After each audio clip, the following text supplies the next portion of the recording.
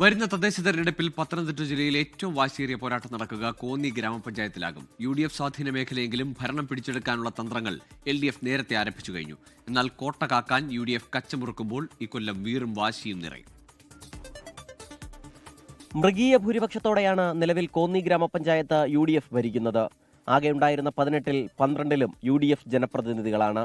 5ഇടത്ത് LDFും ഒരിടത്ത് NDAയും എന്ന നിലയിലാണ് നിലവിലെ കക്ഷിനില. തുടർച്ചയായ 15 വർഷമായി പഞ്ചായത്ത് ഭരിക്കുന്ന UDFന് വലിയ ആത്മവിശ്വാസമുണ്ട്. UDF 15 വർഷമായിട്ട് ഭരിക്കുന്ന ഒരു ഗ്രാമപഞ്ചായത്താണ്.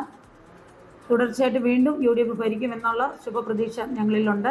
15 വർഷത്തെ ഭരണവിരുദ്ധ വികാരം പഞ്ചായത്തിലുണ്ടെന്നാണ് LDFന്റെ ആത്മവിശ്വാസം. 2 പേരുടെ ജീവനെടുത്ത ക്രഷർ ദുരന്തം LDF ചർച്ചയാക്കും. KSRTC സ്റ്റാൻഡുമായി ബന്ധപ്പെട്ട് നിൽക്കുന്ന തർക്കവും LDF ഉന്നയിക്കും. ഇത്രയും വികസന മുരളിപ്പ് ഉണ്ടായ ഒരു കാലഘട്ടം പോലും ഉണ്ടായിട്ടില്ല. ഈ കഴിഞ്ഞ 5 വർഷക്കാലം എടുത്തു നോക്കിക്കഴിഞ്ഞാൽ തങ്ങൾ ഭരണം വിട്ട് ഇറങ്ങാൻ പോകുന്ന സമയത്ത് ഒരു ജനങ്ങൾക്ക് വേണ്ടുന്ന അടിസ്ഥാനപരമായിട്ട് ഒരു വികസനം നടത്തിയിട്ടില്ല.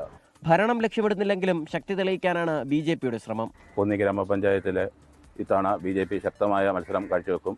ഇത്തവണ ഭരണം പിടിക്കുക എന്നതാണ് BJPയുടെ ലക്ഷ്യം. എല്ലാ വാർഡുകളിലും ശക്തമായ സാന്നിധ്യമാണ്. വാർഡ് വിഭജനത്തോടെ പഞ്ചായത്തിൽ നിലവിൽ 20 വാർഡുകളായി ഉയർന്നിട്ടുണ്ട്. 24 പത്തനംതിട്ട. ലോകത്തെവിടെയായാലും ഏത് സമയത്തും 24 വാർത്തകളും ഓഗ്മെന്റഡ് റിയാലിറ്റി പാക്കേജുകളും എക്സ്പ്ലെയിനറുകളും വിശദമായി കാണാൻ ഞങ്ങളുടെ YouTube ചാനൽ നിങ്ങൾക്ക് സബ്സ്ക്രൈബ് ചെയ്യാം.